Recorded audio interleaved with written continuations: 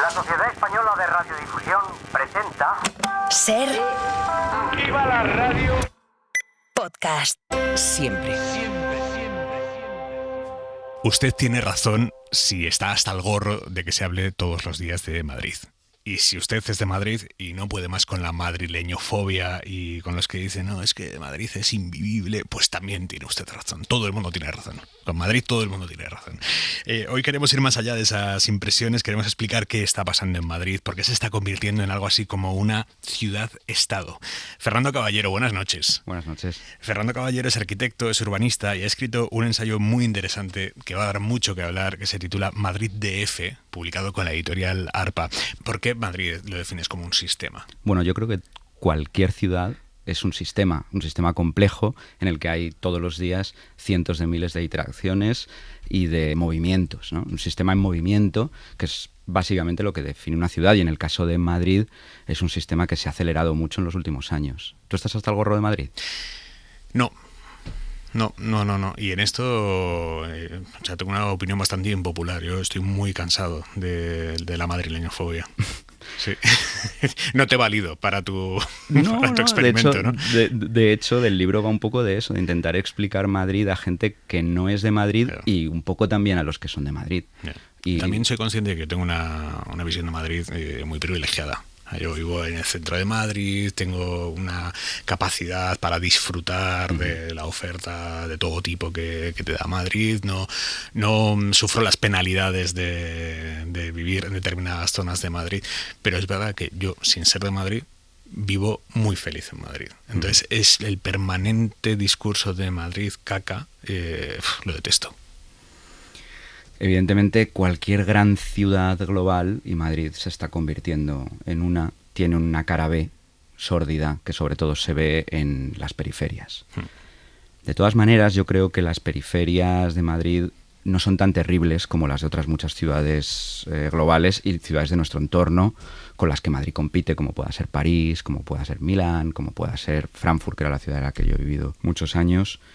Y en ese sentido, creo que hay un balance que en general hay en todas las grandes ciudades españolas, de buena vida, que no sé si es una mezcla entre clima, comida, saber estar, pero que ha funcionado muy bien y que hace que en el caso de Madrid 100.000 personas al año, en un año bueno, 75.000 más o menos en un año malo, quieran venir y no se vayan. Eso es una cosa que me llama muchísimo la atención. O sea, en los últimos 30 años Madrid ha ido creciendo en el orden de 75.000 personas y ahora en un año bueno 100.000, a partir desde hace 4 años, sí, 5 años, ¿no? 100.000 personas al año.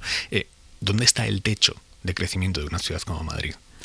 Bueno, la tesis que yo defiendo en el libro es que al menos deberíamos llegar, entiendo Madrid como un área metropolitana, no como un municipio, a los 10 millones de habitantes de aquí a mediados de siglo. Me parece que es realista. Supongo que dentro de los próximos 15 años más o menos la velocidad se ralentizará, porque al final buena parte de la población son nacidos en los años 50, 60 y empezarán a fallecer. Y entonces en ese momento pues quizás ese crecimiento vuelva a ser un poco menor, pero no lo sabemos. Quizás para entonces viene mucha más gente de Hispanoamérica o de África, no lo sé, o del resto de Europa. ¿Cómo está cambiando la idiosincrasia de Madrid la inmigración recibida desde Latinoamérica? Hombre, está cambiando mucho y a muchos niveles. Desde lo que más se habla últimamente, que son las clases altas de países latinoamericanos, que llegan directamente con la chequera por delante y llegan al centro y compran los mejores apartamentos, entran en las empresas, por el propio Carlos Slim, que ha llegado comprando constructoras y tal, a posicionarse bien en el mercado español. Universidades privadas que están enfocadas directamente hacia Latinoamérica. Ahora también públicas, porque creo que desde el año pasado las tasas universitarias, el gobierno regional las ha equiparado para los latinoamericanos con las de los españoles. Eso quiere decir que también entran clases medias, mucha gente que no tiene mucho dinero para mudarse y venirse aquí, que sería una especie de ciudad refugio del mundo hispanoamericano, sí que pueden mandar a sus hijos, y por lo menos en esos años en los que la gente se lo pasa bien, pues no tienen el riesgo de que les secuestren, de que les pueda pasar algo, como sí ocurre en estos países. Y por otra parte, pues lo que ha pasado desde hace 20, 25 años, que es una inmigración latente, ¿no?, de clases trabajadoras de Ecuador, de Perú, de Venezuela, de un montón de sitios que han venido a Madrid y que ya llevan siendo muchos años madrileños, que tienen buena parte de ellos ya la nacionalidad española y que vive estupendamente el día a día de la ciudad, y quizás fueron los primeros. O sea, esta gente lo que hizo fue crear una red por debajo que con los años, productos que eran exóticos, de comida, por ejemplo, claro, esta gente empezó a abrir pequeños restaurantes, paladares para ellos, y empezaban a importar productos, y luego cuando han llegado las clases altas se han encontrado ya, digamos que una cama de su propia, hecho, ¿no?, de su propia realidad, con una gran diferencia, y es que las condiciones de posibilidad que existen en Madrid para el servilismo que se da entre las clases altas y las clases trabajadoras en Latinoamérica, aquí es imposible. Aquí no les hablan como si estuviésemos en el siglo XVIII.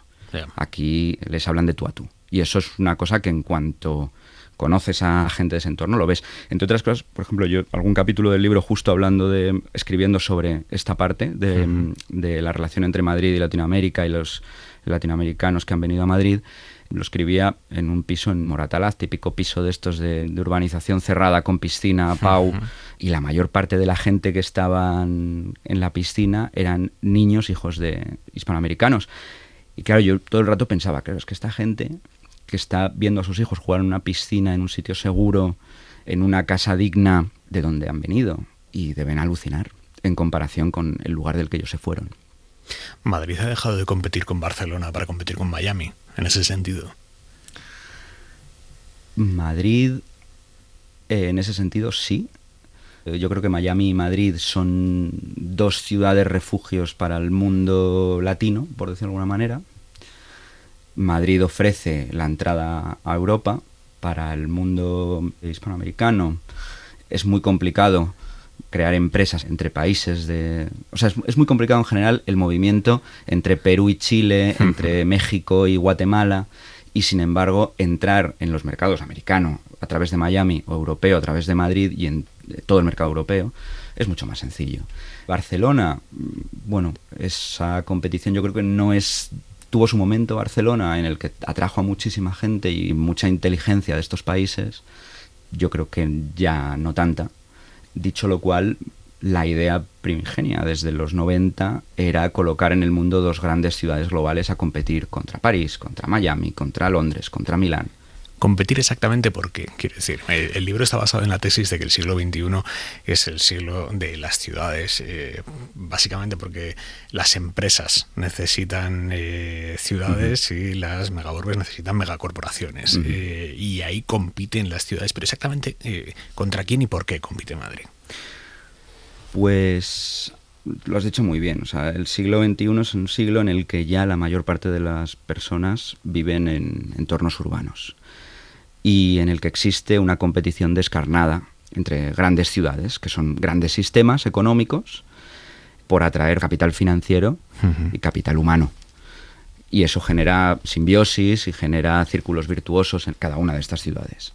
¿Por qué compite? O sea, tienes que salir a competir porque los demás están compitiendo contra ti. Por poner un símil futbolístico, la Liga Argentina o las ligas brasileñas son ligas ahora mismo de segundo nivel, porque la mayor parte de los buenos jugadores que aparecen ahí enseguida los fichan. ¿Qué equipos?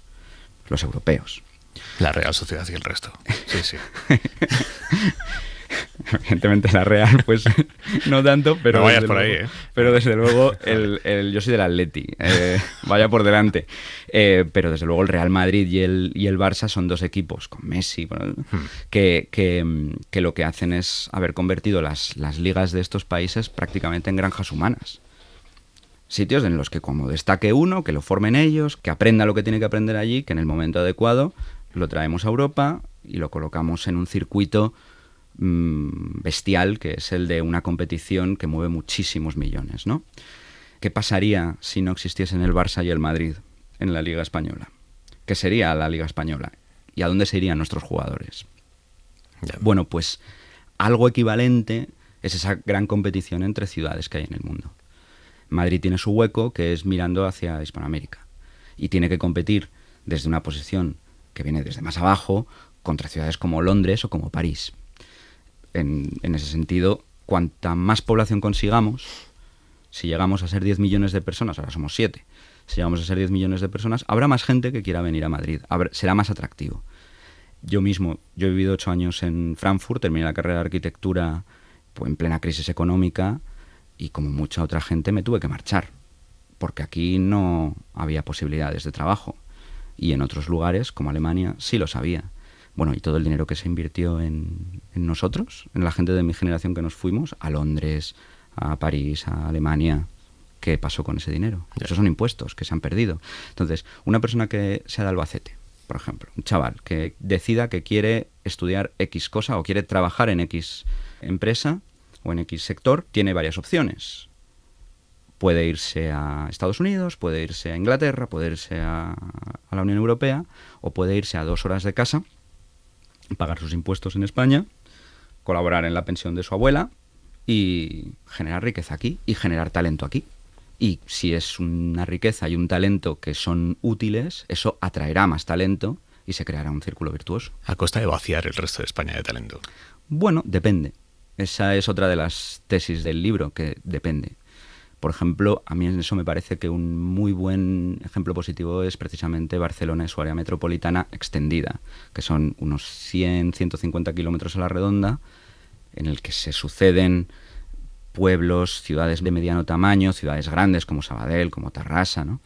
Sitios que Barcelona no las chupa. Barcelona no, siendo el corazón de todo ese enjambre metropolitano, no es una aspiradora. ¿Por qué? Pues porque la gente que vive en esos sitios puede fácilmente llegar a Barcelona, porque existen unas redes de comunicación muy buenas. O sea, todas las grandes ciudades están muy bien comunicadas con cercanías, con trenes Avant, que son lanzaderas muy rápidas que en pocos minutos, en media hora, estás en Barcelona, o en 40 minutos, en menos de una hora, vaya. Eso hace que todo ese sistema funcione como una gran ciudad. Madrid tiene el problema de que esas conexiones con el entorno a 150 kilómetros a la redonda son muy frágiles y muy escasas. Son autovías y pasa un tren de alta velocidad que no para y sigue y continúa hasta la costa. Madrid tiene prácticamente la mitad de estaciones y de kilómetros de cercanías que la red de Barcelona. Eso depende de Renfe, del Estado, y es una cosa que desde hace mucho tiempo no se ha cuidado. Se ha invertido mucho en conectar la ciudad con la costa a través de las autopistas que se hicieron desde los años 80 y 90 y con trenes de alta velocidad. Pero esas relaciones intermedias, al no existir, lo que producen es que no se generan en estos pequeños lugares. Pienso, por ejemplo, la Alcarria, que es un sitio que es maravilloso, que está a 60 kilómetros de aquí y al que, en cuanto quieres llegar y salir de Torrejón o de algún sitio de estos y te metes por carreteras comarcales, tardas muchísimo más tiempo en llegar que a lugares que están en distancia mucho más lejos. Yeah. Por tanto, en esos lugares lo que ocurre es que no se dan las condiciones de posibilidad para que la gente viva ahí y pueda trabajar en Madrid o ir a Madrid al menos 2, 3, 4 veces a la semana. Eso, por ejemplo, en Guipúzcoa ocurre también, porque toda la provincia funciona como una gran ciudad, con un centro en San Sebastián, pero hay mucha gente que en menos de una hora está haciendo la gestión que tenga que hacer en la ciudad. Toda caricatura nace de un punto de realidad. Por supuesto. ¿La de Madrid, en qué punto de realidad está basada? Qué buena pregunta. Pues en el punto de realidad en el que es una ciudad que efectivamente, como no se dan condiciones de posibilidad en otros muchos lugares, esa gente que quiere prosperar pues se va al lugar en donde se prospera.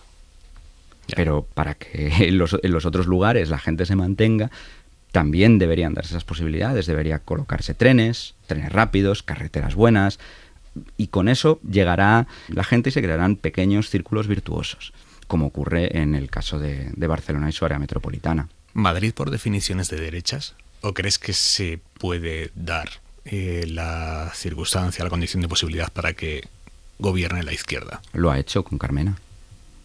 Lo que pasa es que en Madrid se dan una serie de fenómenos, o hay unos pilares en los que yo creo que se sustenta el hecho de que la balanza esté inclinada ligeramente hacia la derecha, porque al final la derecha gana, salvo en alguna elección como las últimas, pero suele ser bastante equilibrado.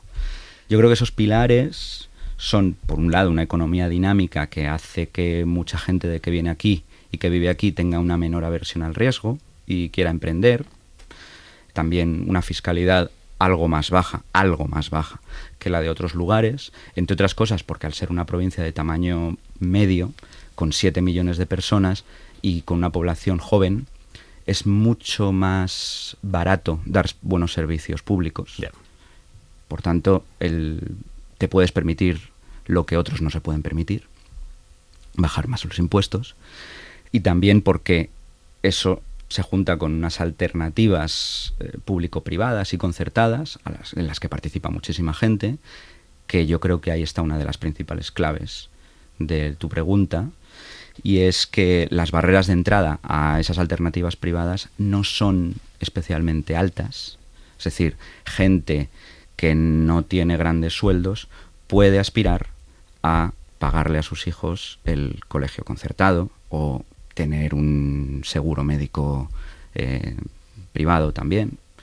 Y todo ello bajo un lienzo que se ha creado en los últimos 35 años, un lienzo urbanístico, que fomenta las pequeñas escalas en urbanizaciones de Pau, que al final una urbanización de Pau con una piscina en medio y una pista de pádel vive más gente que en muchos pueblos de España, pero que al final es una plaza pública en el centro y que donde ya tiene suficiente vida y cosas como para tener que hacer cosas fuera de la valla que separa con otros lugares.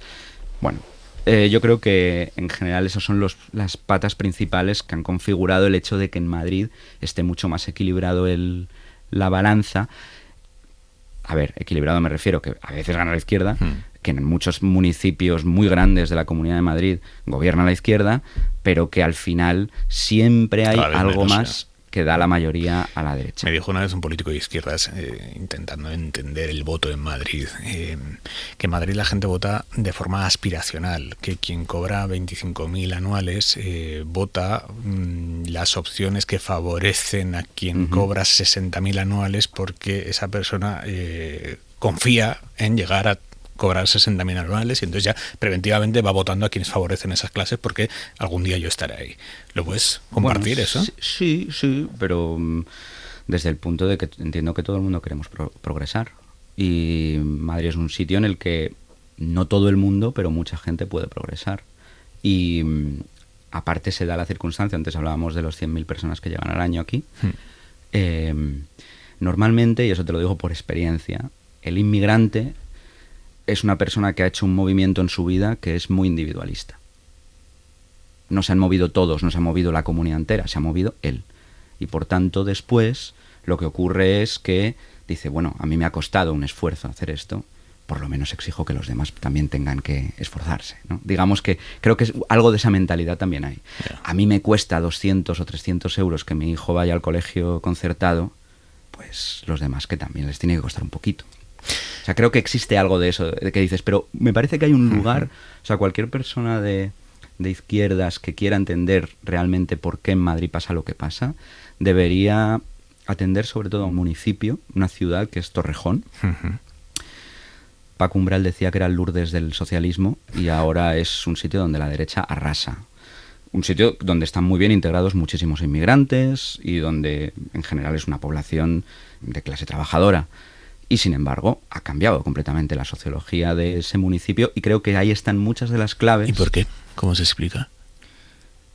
Creo que es de lo que estamos hablando, es una mezcla entre saber mostrar físicamente ese anhelo de prosperidad, de poner las calles bonitas, de meter policía para pacificar sitios que eran conflictivos y dar también condiciones de posibilidad para que la gente prospere allí y no tenga que irse todos los días a Madrid. Es un sitio donde hay mucha industria, mucha empresa.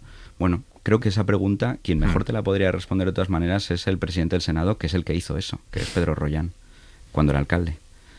Pero sí, en cualquier caso me parece que un buen análisis sobre la sociología madrileña debería tener muy en cuenta a Torrejón de Ardoz. ¿Tú crees que llegará un momento en el que Madrid, como metrópoli en expansión, pueda llegar a pedir al resto de España una relación diferenciada? Bueno, me da la sensación que poco a poco vamos por ese camino. Quién sabe, depende. Creo que ahí tiene mucho que ver lo que decías al principio, de que estabas hasta el gorro de la madrileñofobia. Normalmente las identidades siempre se forman en contra de algo. Cuando la gente de un lugar tiene la sensación de que están bajo una amenaza o bajo un ataque constante, cosas de esas, ¿no?